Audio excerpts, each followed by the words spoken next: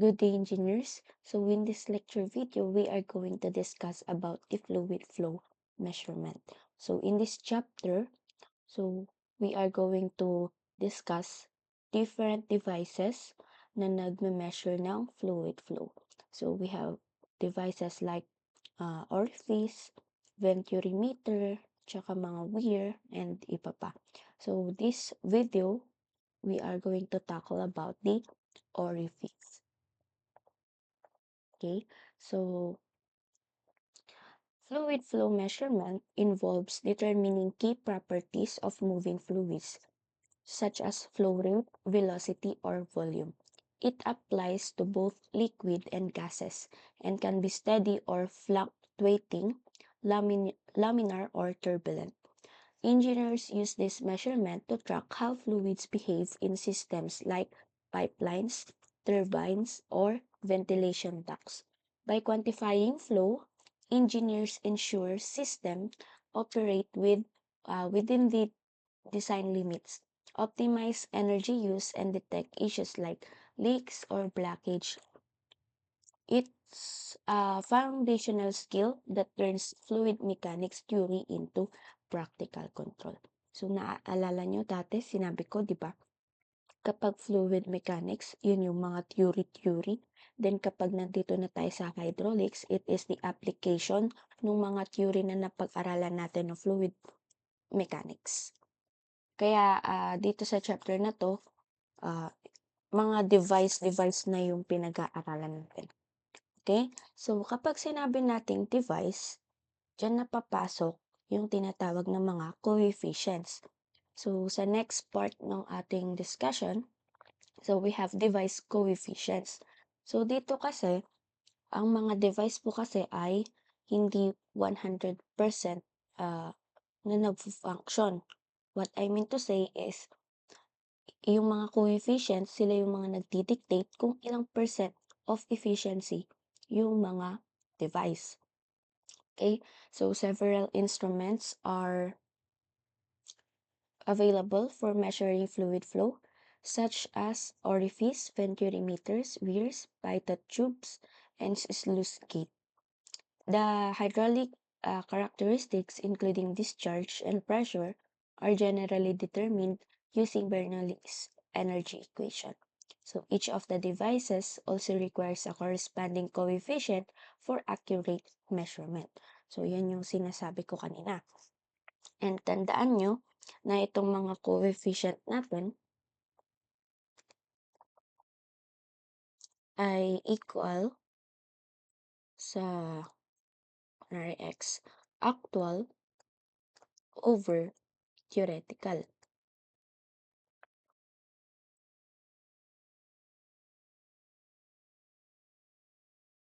Theoretical. So, yan yung tatandaan nyo lagi. Then, lagi nyo ding tatandaan na mas malaki ang value ng theoretical kaysa sa actual. So, later, ipapakita ko kung paano nyo matatandaan yan. Okay, so meron tayo ditong tatlong coefficients. So unahin muna natin dito si coefficient of discharge. So for coefficient of discharge, i-denote natin siya as C or C sub D or CD. The coefficient of discharge is the ratio of the actual discharge through the devices to the ideal or theoretical discharge, which would occur without losses. So this may be expressed as C or CD is equals to actual discharge over theoretical discharge, or Q over QT. So CD is equals to Q over QT. So wag kayong mabibigla kapag sa mga ibang reference books natin is C lang yung ginagamit. Ayun, baka maging divide yan. Or C. So, C lang talaga yung ginagamit dyan. So, the actual discharge may be accomplished by series of observation, usually by measuring the total amount of fluid passing through the device for a known period. the theoretical value can be accomplished using the Bernoulli's theorem, neglecting losses. Wala pala akong space dito sa PowerPoint para mapakita ko. Wait. Kapag sinabi kasi nating mga actual values, wait, mag-add na lang ako ng isa. Sana ba ito? Ay, wait lang ah. Ano ba to? New slide.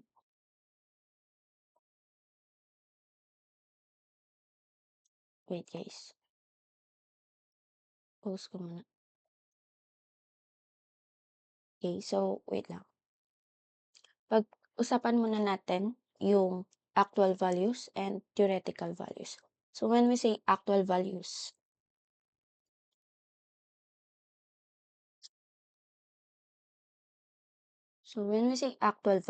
these are values that are directly measured.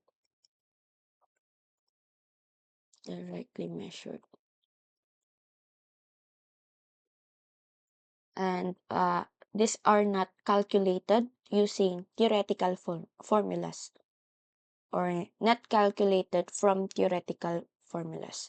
So, ito, sa actual values then we are considers the losses in the system or yung mga head loss in the system. Pangit ng sulat ko. And these actual values are non-ideal. Non-ideal. Yung isa, hindi ko nasulat. Not from or using Theo values. Theoretical yan. Okay? So, kapag sinabi natin theoretical values, dapat pala tinik ko na lang to. So, when we say theoretical values naman, ito yung, so, kung ang actual values are not from or using theoretical, ba't values to? Formula pala. Formula, so sa theoretical values, so from or using theoretical formulas.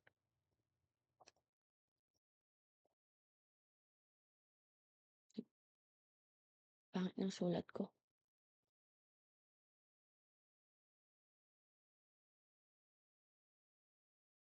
Then, sa theoretical values, these are ideal.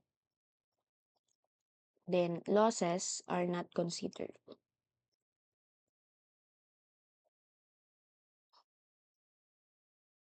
Are not considered.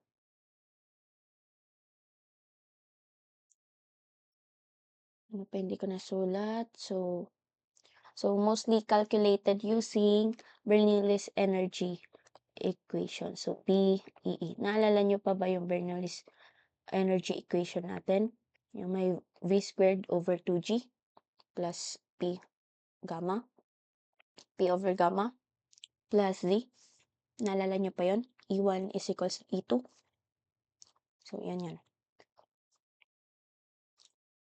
Okay, so kanina pinag-uusapan na natin si coefficient of discharge.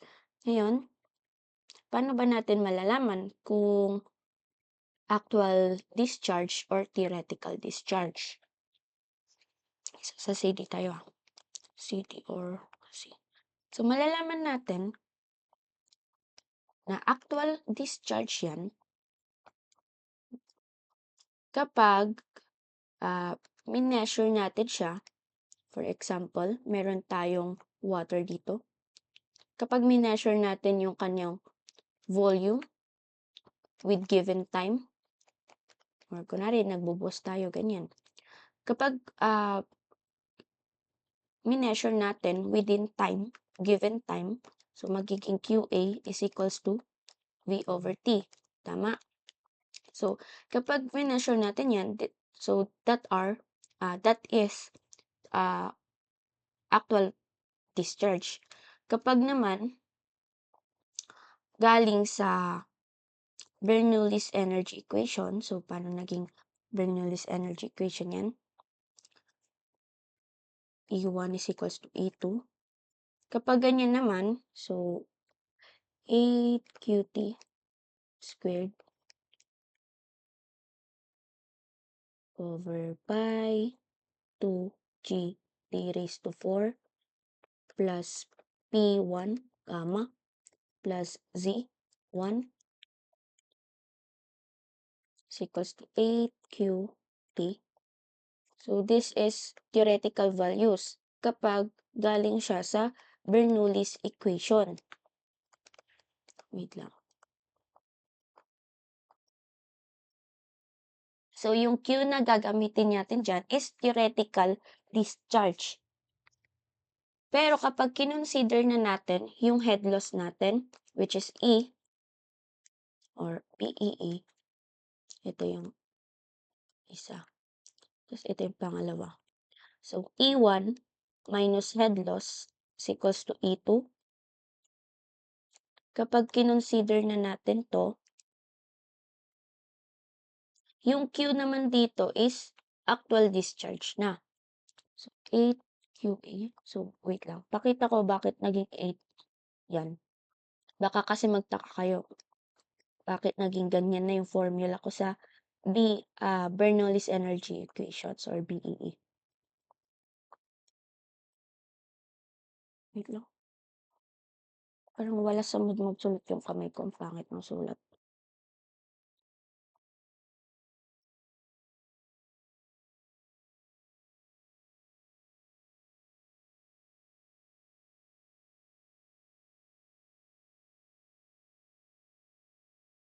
Okay? Ay, wait lang. May hindi ako nasulat yung head loss. Minus HL. Okay. So, kapag kasama na si head loss, QA na yan or actual discharge na yan. So, paano ba naging 8 yan? So, pakita natin dito. So, di ba meron tayo velocity is equals to Q over A. Tama? And yung A natin dyan, assume natin that is circle. So, pi over 4 t squared. Ngayon, yung sa may ano ito. Kasi di ba ito yon? Wait, palitan natin. Kasi di ba ito yon? Ito ay yung v squared over 2g, tama? So, ito, yung sa v natin, ito ba yung red niyan? Ay! Wait. So, yung v natin ito, then squared yan. Kaya gagawin natin ay magiging squared. So, q over pi over 4 d squared.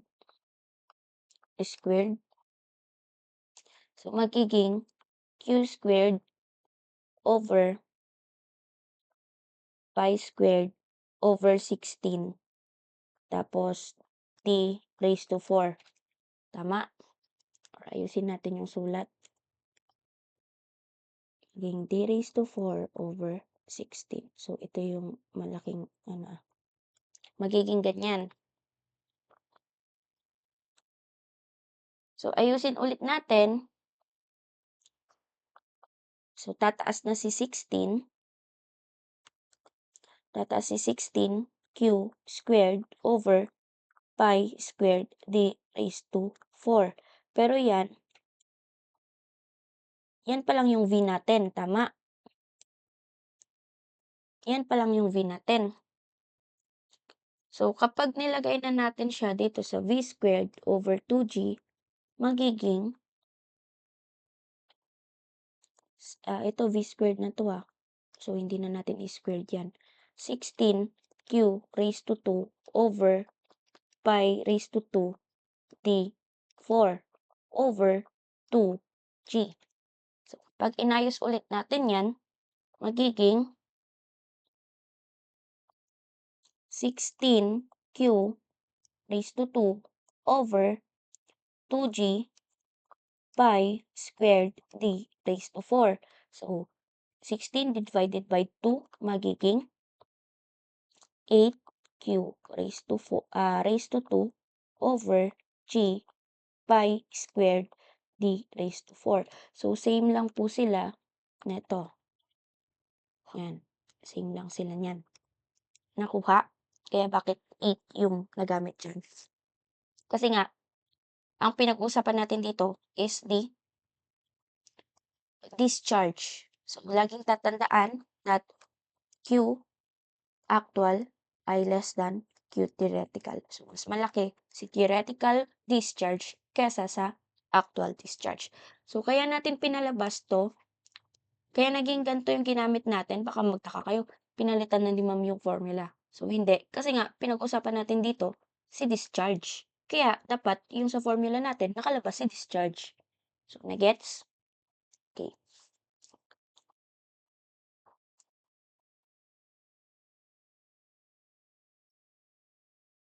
Okay, so next, coefficient.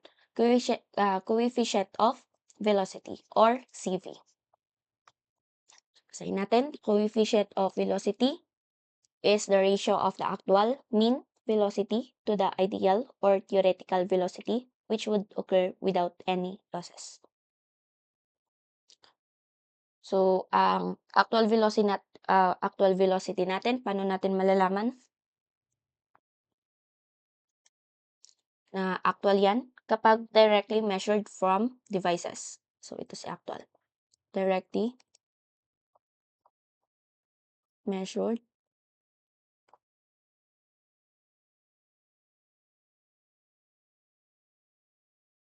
from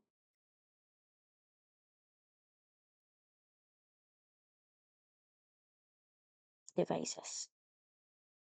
So, yan. And, paano ulit kapag involved na si BEE or si Bernoulli's energy equation?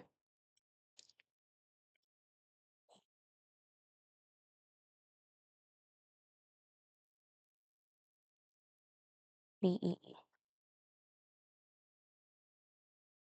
So, kapag involved na si Bernoulli's energy equation, yung first scenario natin, E1 is equals to E2. Ito, kapag nine-neglect muna natin yung ating head loss. So, magiging, since velocity na yung pinag-uusapan natin dito, so, yun is V squared. V squared, V1 squared over 2G plus P over gamma, P1 plus Z1 is equals to V2 squared over 2G plus P2 over 2 gamma plus Z. So, kapag ganyan na, itong velocity natin dito ay actual. Tama? Ay, hindi pala. Baliktad.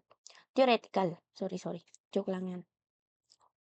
So, kapag nine-neglect natin ang head loss, theoretical yung velocity natin. Pero, kapag yung isang scenario natin, which includes the head loss, or kinukonsider natin yung head loss, E1 minus HL is equals to E2. So, kapag ganyan na, yung V natin doon, sulat ko pa ba? Sulat na lang natin to, VT. So, yung V natin dyan ay actual. So, VA squared 2G plus P. Ano nga ito? V1A na lang. P1 over gamma plus Z1 is equals to V2A squared over 2G plus P2 over gamma plus Z2. Ay, yung head loss na naman nawala.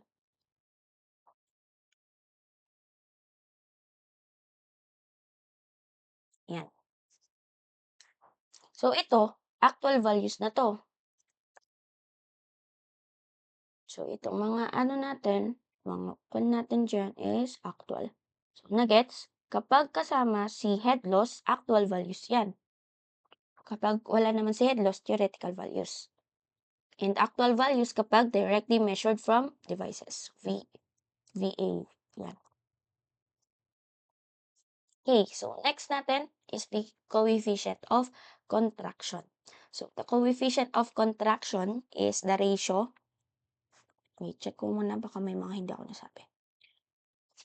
Is the ratio of the actual area of the contracted section of the stream or jet to the area of the opening through which the fluid flows.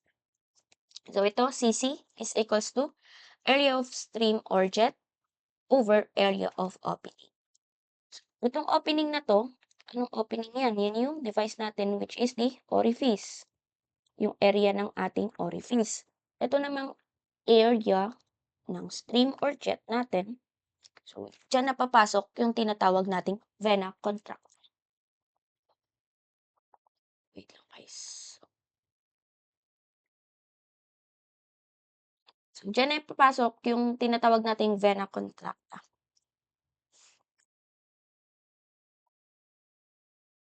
So, vena contracta is the point in a fluid stream where the cross-sectional area is smallest and the fluid velocity is at its maximum, typically occurring just downstream of the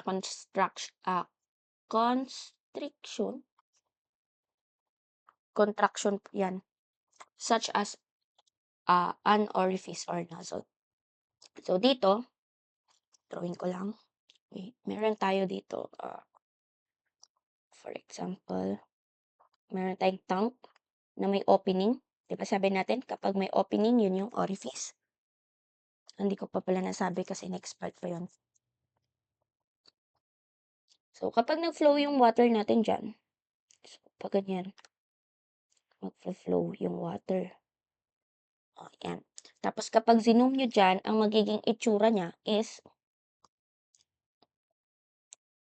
wait, ang magiging itsura niyan is parang pag ganito.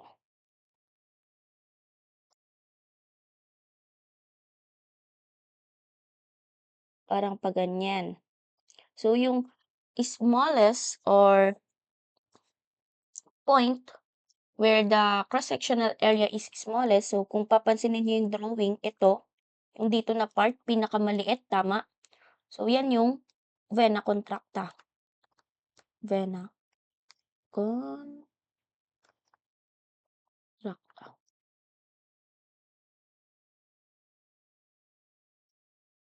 Okay? So, yung vena contracta can be measured in the laboratory. So, pwede nating pag, ano yan, pag gawing lab. So, ito yun. So, mayroon tayong orifice, tama? Tapos, kapag lumabas kasi yung fluid, parang malaki yan, tapos may maliit, tapos lalaki ulit. Parang ganyan. So, ito yung vena contracta natin. Yung pinaka-smallest na cross-sectional area. So, ano naman yan?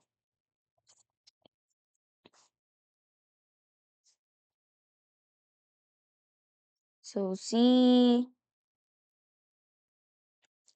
diba? CC,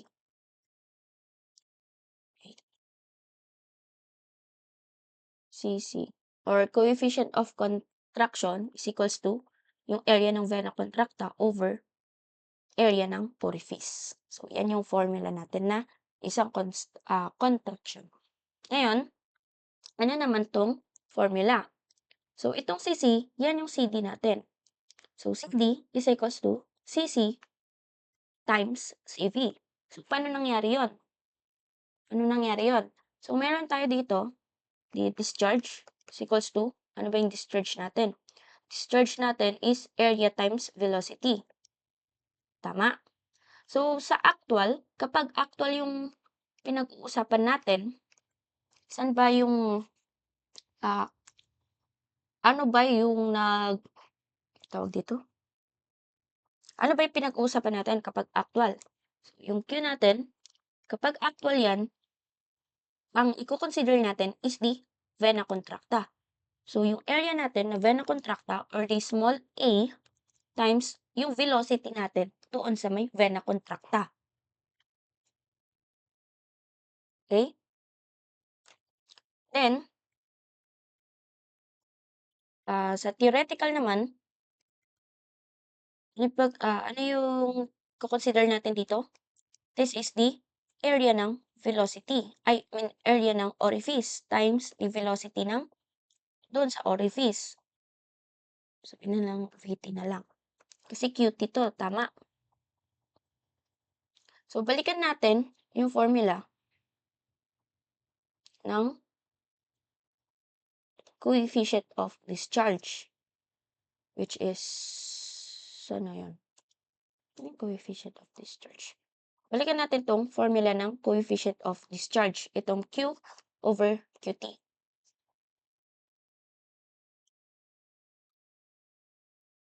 So, meron tayo dito.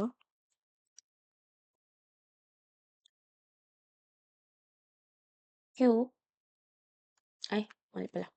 CD is equals to Q over QT. Ayusin natin. Magiging Q is equals to C or CD times QT. So, anong napansin nyo dito sa dinerive natin or inayos natin? Diba sabi ko lagi, mas malaki si theoretical kesa si actual.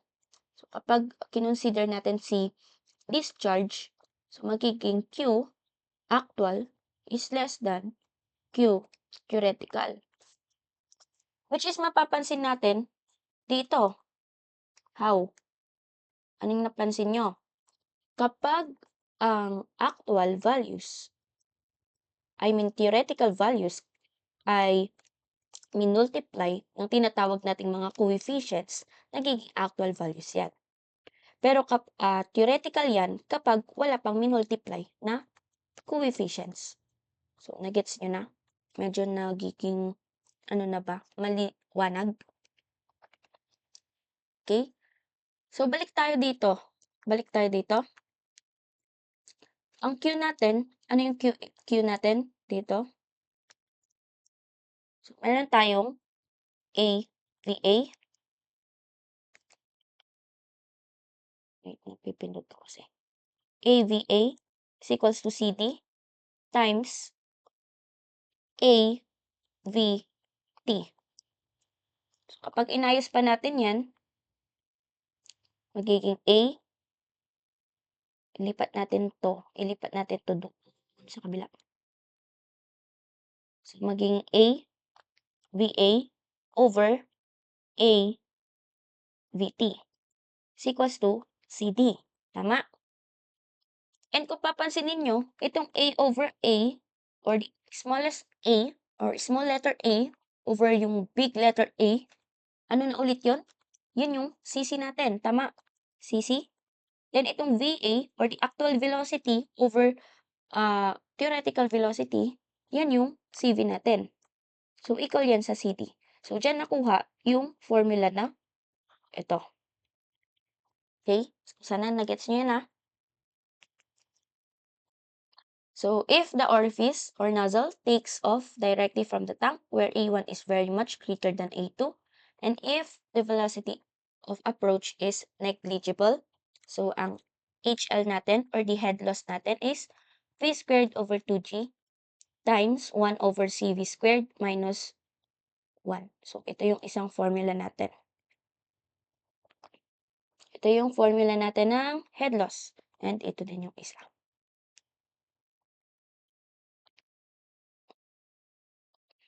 Yan. Okay, so, tandaan nyo lang yan. So, punta na tayo dito sa next slide.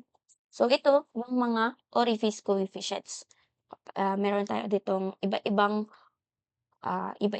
type ng orientation ng orifice. So, meron tayong sharp edge, square shoulder, thick plate, and then rounded. Ang alam ko kapag rounded, ito pala yun. Ito, rounded. Wait, hindi nakikita. Ito yung rounded. Yan. Ito, round. Yan. So, meron tayo dito mga coefficients. So, ito mga derived naman na itong mga coefficients na yan. Hindi na natin siya gagamitan ng formula ng coefficients na kapag discharge is wait. kapag discharge is C is equals to C ay Q. QA over QT. So, hindi na natin gagamitan ng ganyan. Pag hindi yung ibinigay, so yan. Yan yung formula. Pero usually naman binibigay sa problem itong mga coefficients. Kasi itong mga coefficients ay derived na yan. So, pag-aralan na yan ng mga sinaunang tao. Okay? So, punta na tayo sa ating main discussion, which is the orifice. An orifice is an opening, usually circular, with a closed perimeter through which fluid flows. It is used primarily to measure or to control the flow of fluid. Wait, check ko lang. The upstream face of the orifice may be rounded or sharp. An orifice with prolonged side, such as a piece of pipe having a length of 2 or 3 times 3 times its diameter, is called a short tube. Longer tubes, such as culverts under embankments, are usually treated as orifice, although they may also be treated as short pipes. According to shape, orifice may be circular, square, rectangular in cross-section. The circular sharp-crested orifice is most widely used because of the simplicity of its design and construction. So, usually daw, mga, mga circular ang cross-sectional area ng orifice natin. So, meron kasi tayong tatlo dito na mga orifice. So, orifice with constant head, orifice involving projectile, and orifice with falling head. Okay. So, punta na tayo sa orifice with constant head. So, ito yung mga theoretical velocity and discharge. Wait, nasan na yung aking notes dito? So, number 1, flow under atmospheric pressure. So, meron tayo ditong tank. So, ito yung orifice natin.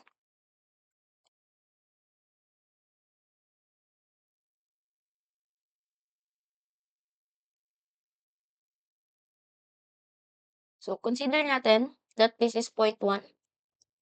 Under atmospheric pressure is exposed sa atmospheric pressure.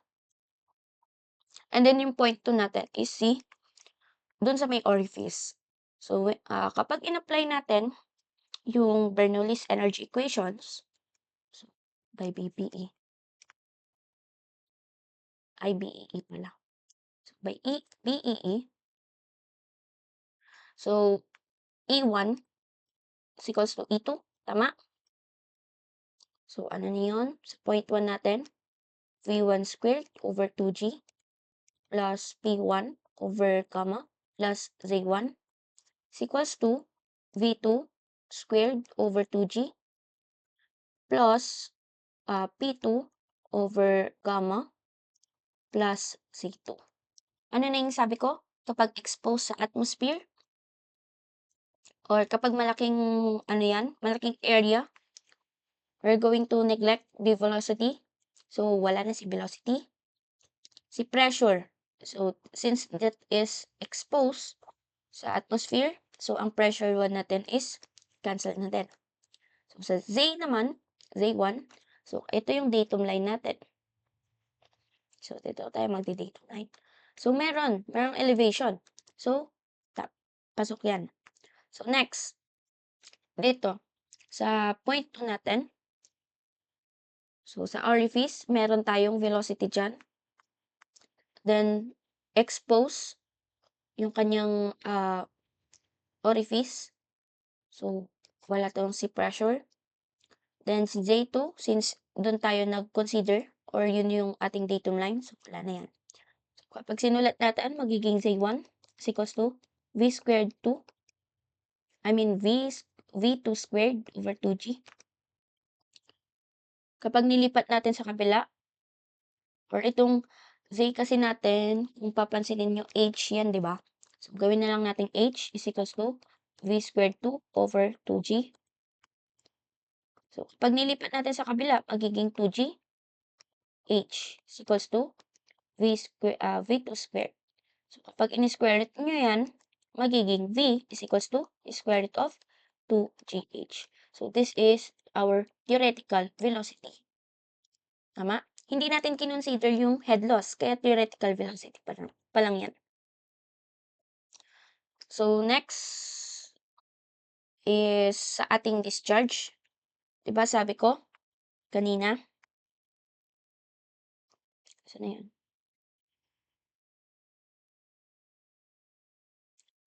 Ang ating theoretical discharge naman, QT is equals to A over 2GH. So, bakit ganyan?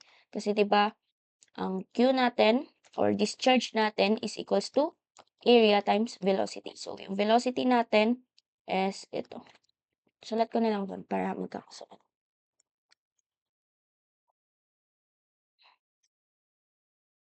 So, ang Q natin is equals to A times V.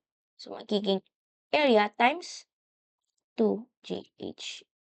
So, QT. Theoretical velocity.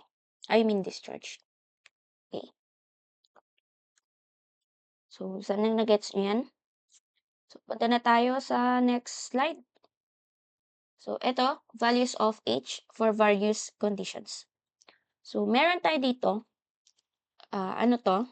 Yung unang figure is tank that is open. So, ang pressure natin doon sa may water surface natin is 0 since that is exposed. Tama? So, yung H natin dito, ang H po kasi is from the water surface papunta doon sa may orifice natin. So, ang H lang natin dyan is equals to H. Yan. Next, ito, yung next figure natin, so, papansin ninyo mayroong arrow pataas. So, upward. So, meron yan, may mga ano yan, may mga tanong sa may board exam. Yan yung mga favorite ko kasi sa elevator, ganon. So, kapag upward kasi, yung ating, ang tawag dito, pag upward na, nadadagdagan ang energy. Kapag downward, so, gagaan, nababawasan energy natin. So, ngayon, ang formula ng H natin dyan, so, hindi ito yung H natin. So, formula ng H is equals to H na small, 1 plus minus Ag. So, ngayon, kung papansin ninyo, naka-plus minus yan.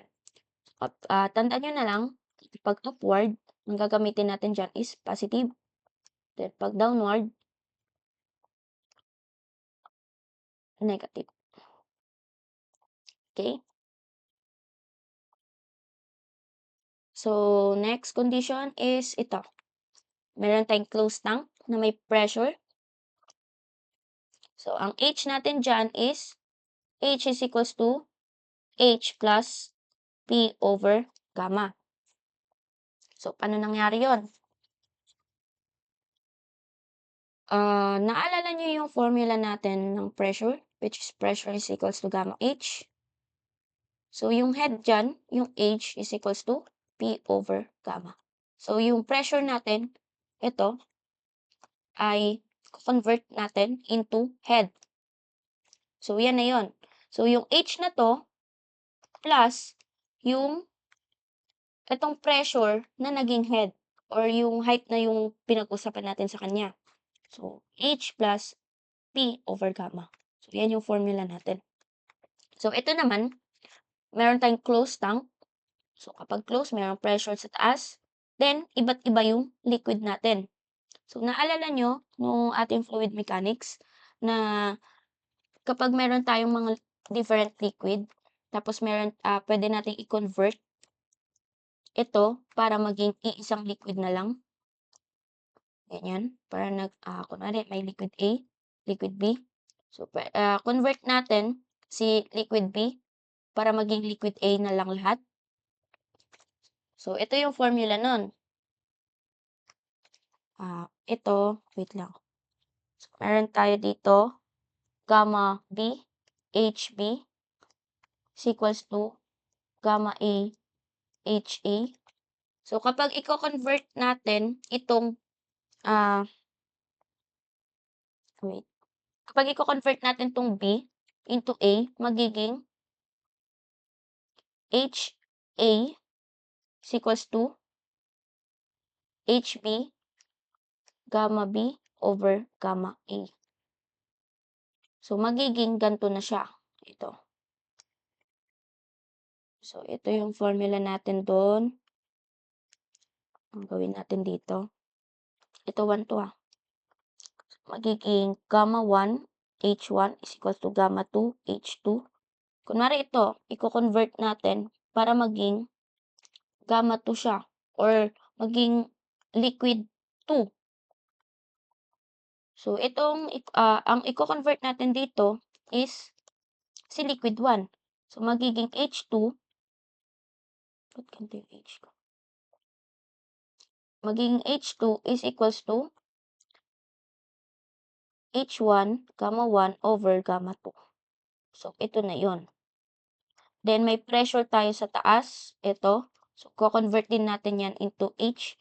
Diba? H is equals to P over gamma. So, mamaya may example tayo dyan. Kung nalilito kayo ngayon. So, more on concepts pa lang naman kasi. Kaya walang mga values yung ating example.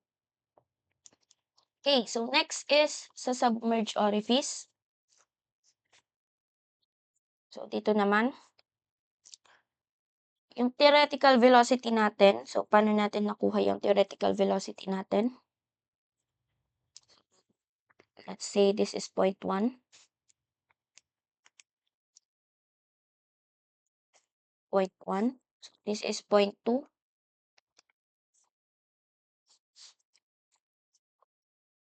So, gamit ang Bernoulli's energy equation, E1 is equals to E2. So, V1 squared, ba yan? V1 squared over 2G plus V1 over gamma plus Z1.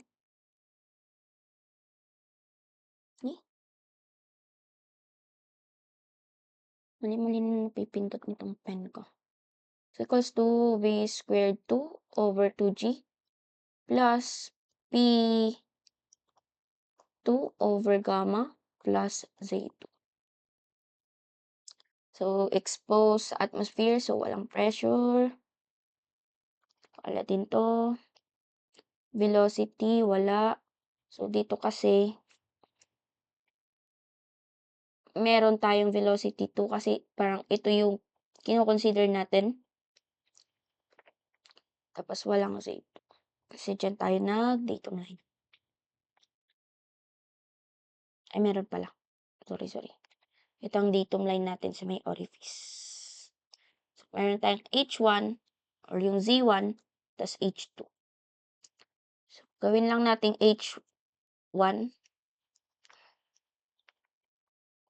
H1 is equals to V squared over 2G plus H2. So, pagsama natin, H1 minus H2, tama, times 2G, or wag mo na, para hindi kayo malito. V squared over 2G, kakainis naman, napipindot, 2G, so V squared, ayusin ko lang sa kabila, magiging 2G times H1 minus H2. So, square root natin yan, magiging V is equals to square root ng 2G H1 minus H2. Wait, hindi nyo nakikita. Magiging V is equals to square root ng 2G H1 minus H2. So, yan na yun. So, ano ba yung H1, H2? So, where H is the total head producing flow in meters or feet of the flowing fluid. It can be noted that H is the sum of the flow energy upstream less the flow energy downstream. So, itong H na to, yan yung H1 minus H2. Parang ganun. So, ginawa natin. Okay, so ano ba yung H1? Head upstream. So, ito yung head upstream natin. Upstream yan. Tapos yung sumasalo, yun yung downstream natin. Kung naalala nyo yung sa dam natin, ba yung sa dam natin dati? Anong dam? Anong klaseng dam? O, kunwari, ganyan na lang. Tama ba? O, tapos ito yung sa may water. Baliktad pala. Baliktad. Tapos ito yung upstream. Tapos kapag gumulong na doon or bumuhos na dito, dito na yung downstream natin. So, parang ganun din yung concept dito. So, yan yung H natin. So, sa theoretical discharge naman, diba? Discharge is equals to A times velocity. Kaya magiging A times yung velocity natin na square root of 2G H1 minus H2. So, ito pwede nyo din sabihin na theoretical velocity natin kapag ganito yung figure natin is square root ng 2G times H1 minus H2. Kapag ganyan yung figure kapag dalawang tank. So, kapag may pressure sa may, kasi minsan, klino-close naman natin to. Pag clinose natin to, tapos ito, malamang may pressure na dito, tama? O, kapag may binigay na pressure, consider natin si pressure. Then, anong gagawin natin sa pressure? Diba, papalitan natin siya ng head or P over gamma lang yan. So, nag-gets nyo yun? Sabi kasi dito sa note, if there is a pressure on top of the liquid, convert it into equivalent height of liquid that is presented in the container. So, yun yung gusto niyang sabihin. Okay, so next tayo, head loss in orifice. So, meron tayo dito, yung head loss lang na formula. So, kanina pinakita na yan, di ba? So, V squared over 2G times 1 over CV squared minus 1. Or, yung isang formula natin, H times 1 minus CV squared. So, ano ba yung mga dapat ipakita ko dito?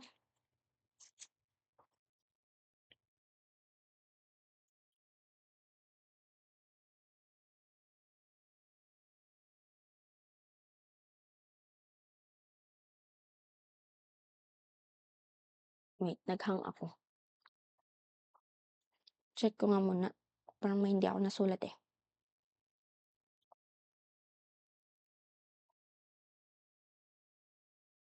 Kita ko na nga lang. So, meron tayong water surface dito. So, ito yung orifice, tama? So, sa orifice, yan yung datum line natin. So, ito, yung ating H. Then, ito yung ating, sabihin natin tuktok na lang. Ito yung tuktok. So, ito yung velocity 1. Ito yung velocity. Then, ito yung ating H. Then, ito, yung nabawas dito, yan yung tinatawag nating head loss. So, paano yan? Kung naalala nyo, yung velocity natin na formula, which is V, wait, nagre-record na ba? V is equals to CV times square root of 2GH. Wait, small h pala. Small h. Yung sa V1 natin, so ang velocity 1 natin dyan, 0 na. Kasi kapag tumaas na dyan, so nag-e-end dyan, tama? So ang V1 natin is 0. So ang velocity natin, or naalala nyo yung formula na V1 squared, so physics to, minus 2GH. So, since si V1 is 0, so 0 is equals to V squared minus 2GH. So, kapag kukunin natin si velocity natin dyan, or si head na lang muna, si H, magiging, pag nilipat doon, V squared over 2G. Tama? Yung head natin, pag involve si velocity, or velocity head. So, ang head loss natin, kung papansinin nyo, ang head loss natin is equal yan sa H minus yung big letter H. Diba? From the figure. So, kunin natin si small h. So, paano? Meron tayong formula na to. So, V is equals to CV square root ng 2GH. So, pag multiply natin yan ng squared, magiging V squared is equals to CV squared. Tapos mawawala na si square root niyan. So, kapag nilabas natin si H, magiging V squared over CV squared 2G. So, yan yung H natin. So, kapag sinalpak natin siya sa formula na to, magiging HL is equals to H minus H, tama? So, yung small h natin is V squared over CV squared 2G minus V squared over 2G. So, yan yung ating head loss. Which is pwede nating ilabas C, since common sa kanilang dalawa, ito. So, kapag nilabas natin yan, magiging HL is equals to V squared over 2G times 1 over CV squared minus 1. So, ito na yung ating derived formula for the head loss. So, dyan yung galing. Okay, so next, meron tayong actual velocity and discharge. Kapag actual velocity, di ba sabi lang natin, minumultiply yan ng mga coefficients kapag actual. So, yung kanina, sa theoretical velocity natin, Vt is equals to square root ng 2gh, tama? Sabi natin, kapag ang actual velocity ay equal yan sa coefficient times the theoretical velocity. So, ito na yung formula natin.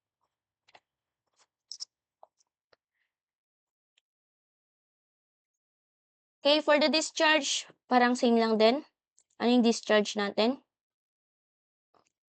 Discharge natin is equals to AV. Diba? Ito, theoretical.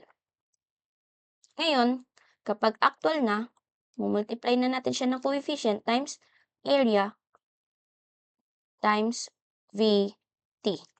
So, yung C natin, tapos yung A natin, and ano yung theoretical velocity natin? Ayun. So, magiging square root ng 2GH. So, Q. So, ito lang din yan. Okay, so itong H is equals to H plus VH squared over 2G plus PA over gamma minus PB over gamma. Okay, so next natin is orifice involving projectile. So, ito, alam ko na gets nyo na to sa physics nyo. So, ito yung mga derived formulas for the orifice involving projectile.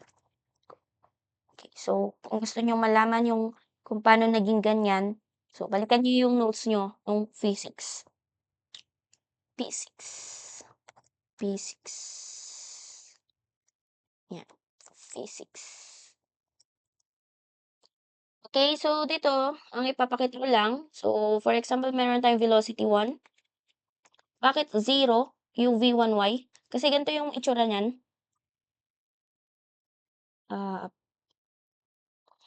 Wait. Drawing na nga lang ako ng bago. So, meron tayong orifice. Tama? So, ito yung water. Pangit naman.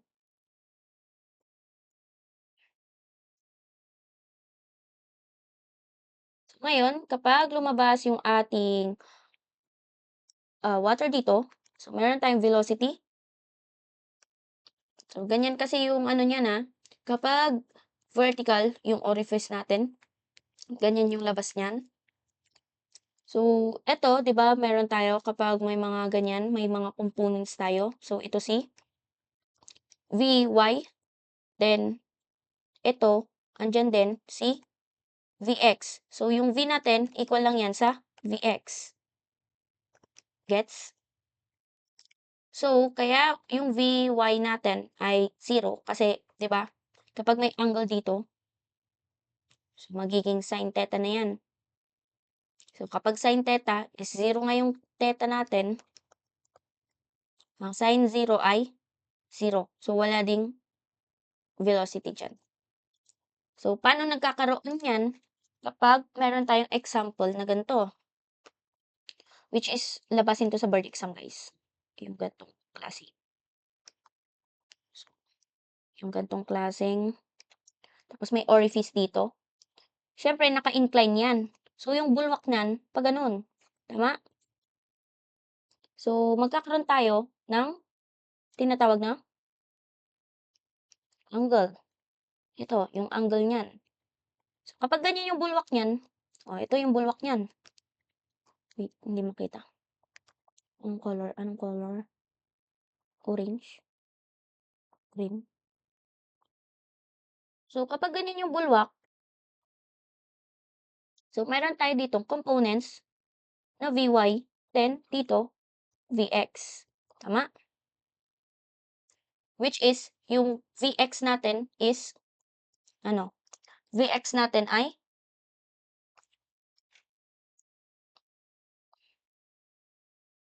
yung Vx natin, kung tatandaan nyo sa statics nyo, V, cosine, theta. Then, ang Vy natin is V, sine. Pangit. Sine, theta. So, yan. So, ito na yung mga derived formulas. Tandaan nyo na lang yan, guys. So, yung x natin, ano yung x natin? Ito yung x, oh. So, ito yung formula niya. Tapos yung y. Okay? Okay, so yan yung orifice involving projectile natin. So, next and last is the orifice with falling head. Ito naman, kapag sinabi natin constant head, which is yung kanina, hindi, wait, may sinulat ko dito yan.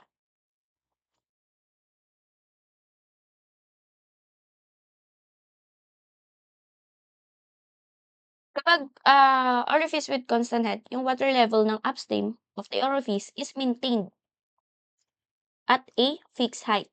So, for example, yung mga large container, reservoir, ba? Wait, balik tayo. Ito, constant head to Constant head.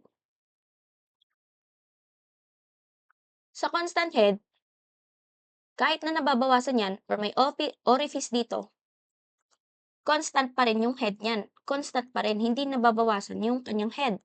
Yung height ng water. Or water level is maintained at a fixed height. So, for example, yan sa mga large container. Large container, reservoir, or mga rivers. Bakit? Kapag kumuha ka ba ng tubig sa may reservoir, bigla-bigla bababa na yan? Di ba hindi? So, constant head yung mga yan. Ngayon, dito naman sa falling head, water level decreases over time due to discharge. So, for example na lang mga small container. So, ito, ang example niyan, meron tayong ganyan. Tapos, may orifice dito sa baba. So, ang orifice po, hindi lang nasa side. Pwede din sa baba. Tapos, meron tayong, mali. So, dito tayo sa differential AS. So, yung AS natin is the area or surface area natin. So, for example niyan, yung binibigay sa amin, favorite sa amin bigay ito, frustum of a cone. So, meron tayong frustum of a cone. Ngayon, kapag nahulog, lumalabas na yung tubig dyan, so, syempre, bumababa na yung water level. Nagiging ganyan na. Ngayon, Kaya yung formula natin is naka-T or in terms time kasi nga, ah, ang kino-compute natin dito is kung gaano kabilis or gaano katagal nauubos yung tubig sa isang container. So, yun. So, kaya tayo nag-integral dito kasi 'di ba kung naaalala niyo meron tayong, sa integration, yung para tayong may differential strip dito, ganyan, kung naalala niyo. So, ito yung formula natin for the, ah, orifice na falling head kapag magkaiba yung area. Siyempre kapag ito, ganyan yung area niya or yung surface area niya, kapag nandito na yung tubig, lumiliit na. So, differential AS or kakaiba yung surface area niya. Ngayon for constant AS naman, ang example lang naman natin diyan is meron tayong container, tank container na merong ayan, orifice. Tapos kapag bumaba yung tubig, same pa rin yung surface area na nakuha. So, ito yung formula nun. Ngayon, for submerged orifice connecting two tanks, yung parang kaninang pinakita natin. So, meron yung ganyan. Tapos nandiyan yung flow. Yan yun. Okay?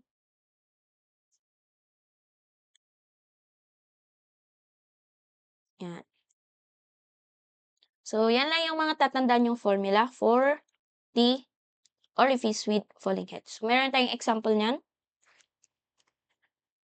So, ikakat ko muna yung vid natin dito.